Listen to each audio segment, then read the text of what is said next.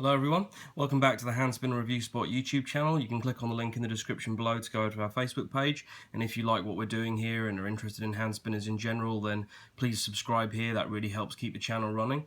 Right, what have we got here today? Well, quite an interesting one, I think.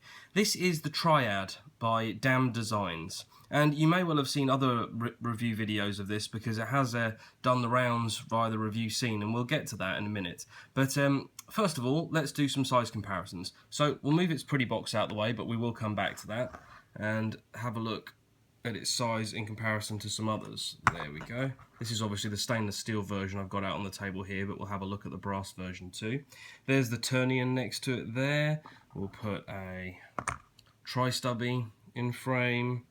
We'll use a Wee Knives SO2 there and a Trillium. So that gives you kind of a really good idea of how it looks next to some pretty classic tri designs. And then we'll also pop it next to a big old bearing wrap. So as you can see there, it's significantly smaller, like almost all of the higher end pieces you're likely to see on the market.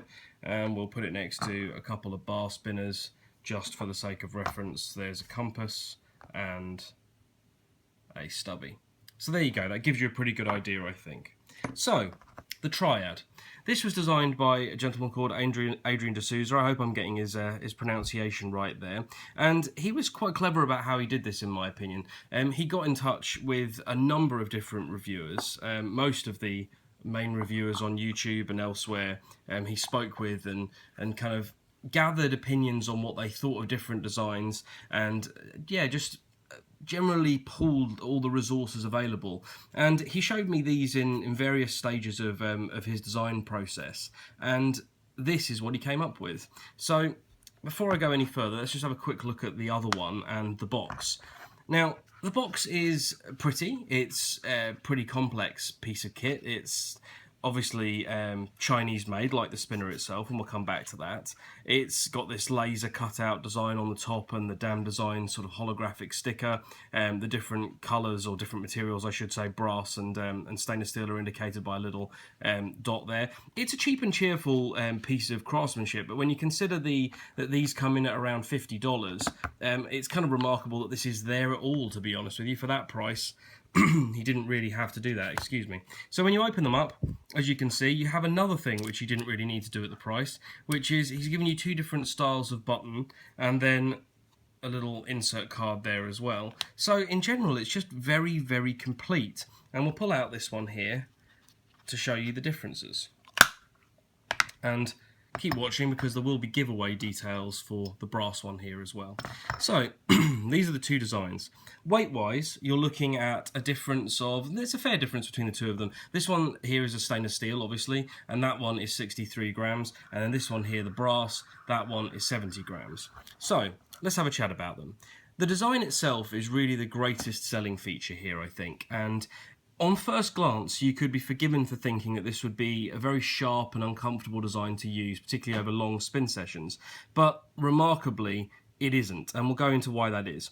Okay, so first off, you have all of these different compound curves and chamfer lines, and they all intersect beautifully on the design. I have to say, it's one of the most unique designs on the market right now, and I think with the way the market is progressing, makers really need to be coming out with something quite unusual in terms of looks that really offers something different to the customer, to stand out from what is a market that's pretty saturated with, shall we say, normal designs or designs we've seen lots of times. As you can see here, you have the laser engraved Damned Designs logo there, which is great. Excuse me.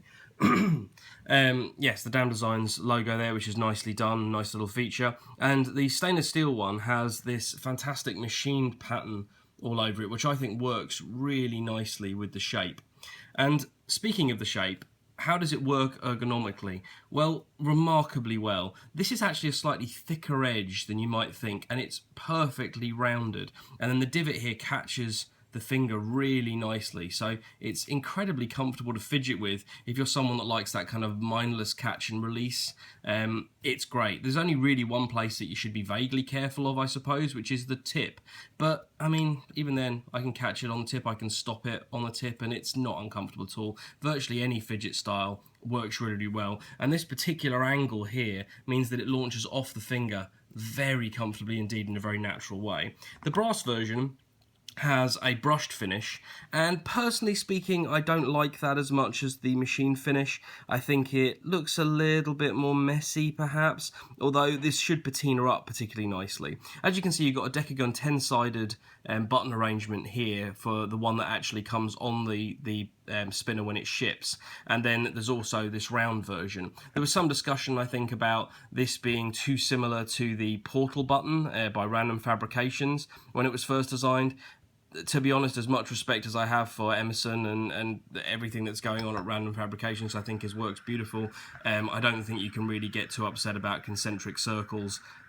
It's not really a strong enough design aesthetic, I don't think, to really put a stamp on in terms of it being yours alone. If you're wondering why this one's running so much quieter, that's because I have put a one-drop bearing into this. Just basically for the review to show you the different things you can do. And that brings us on, I think, quite nicely to the bearing. So we'll open this one up. It's, as I say, these are made in China, and for 50 odd dollars for this piece in general, it could only ever have been made in China, in all honesty. This one's probably going to be too tight to remove with my fingers. It is. Whoops, chucking them around. Don't worry, it's not dented. It's got a 10-ball hybrid ceramic bearing in it, which does a very nice job indeed. It's a perfectly good bearing, and obviously with it being a bearing cage, you can easily swap it out to anything you want, like the one drop, which is ideal really. And it works very, very nicely. In terms of spin performance out of these, spin times do differ between the two. I tend to find this isn't the longest spinning design in the world, because as you can see, these are negatively tapered tips, and there's quite a lot of negative space between them, and so those fidgeting elements do lower the mass, or at least pull the mass in towards the bearing quite a bit. But even then, these are over 5-minute spinners. You've got no concerns, or at least I certainly didn't, with how they perform. And as you can see, this brass one, to say that it's not my preferred one of the two, even with this original bearing in it, it's not loud because it's a bearing cage, and it just spins so well. It's great, I have to say. These blew me away. I was expecting quite high things, but when I heard the price point, I thought, well, just how good can they be at that price point? And to be honest, these are fantastic. They're super smooth to spin, very, very stable on a single finger spin, which can sometimes be a bit of an issue with these. But the bearing cage obviously is putting vertical pressure rather than horizontal pressure on the bearing, so there's no deformation going on. It just works. They are genuinely excellent. So, downsides. Well, I don't particularly like the Decagon button. I just don't think the aesthetic of it works as well. And out of the box, what you tend to find is that this button here, the round one, is very sharp. It feels like a little bit of an afterthought, and like I say, it's still great that they put it in the box at all, but it does need an extra step of finishing to make it truly comfortable. And given that it's my favourite, what I did was mount this onto a drill head, and then go at it with a few different grades of sandpaper and then some buffing compound, just to give it this nice finish and to remove any of those sharp edges. And now it's lovely. It's not a big job to do. You don't need to mount it onto a drill really. You could just sit there with some very fine sandpaper and just work any of the burrs off, and it's absolutely fine. It's not bad at all. And that's a minor nitpick, and I have to say, if it was the only set of buttons the spinner came with, I'd probably be more scathing about it. But the fact that it comes with 2 sets of buttons and it's $50, and the buttons are really nicely made and everything about it's really nicely made, I don't have anything really to say that's particularly negative about that. Aside from that, honestly, this is an almost flawless spinner. If this was $100, I'd be saying that to you. If it was $120, I might be making more of a fuss about the fact that the second set of buttons isn't as good. But I mean, honestly, if it was $150, I'd definitely be saying that, but I'd still be saying it was a great spinner. This is one of those spinners that makes it hard to justify high-end stuff, because sure, there's the economies of production in China, and we all know about that, and there is something to be said for supporting your local countries and all the rest of it, and the manufacturing in those places. But when there's something like this churned out, I mean, it's just fantastic, and I think almost everyone who can get hold of one of these would really, really like to have it in their collection, because it sits alongside almost anything you like very happily. And with a one-drop bearing in it, it gives you that kind of, silent, frictionless, is it or isn't it spinning quality that's becoming more and more popular as time goes on with pieces like the Tri-Cocoon from Pos Blades and all that stuff. But this is a whole heap less money. So there you go. That is the Triad. It's an absolutely fantastic spinner. I will be doing another video just detailing a giveaway for this piece here, because I think it would be quite a good idea to do a separate video for that, just because we can give you all the information in a short, easy to follow space, and you can then do all the things you need to do in order to be entered into that. But there you go, that's the Triad. If you can get one, get one. They're fantastic. My preference is for the stainless steel, but many people will like the brass more. It's just a fantastic spinner, great work, very, very well thought out, and extremely unique to look at. There you go, guys. Thank you very much for watching. Catch you at the next review. Bye-bye.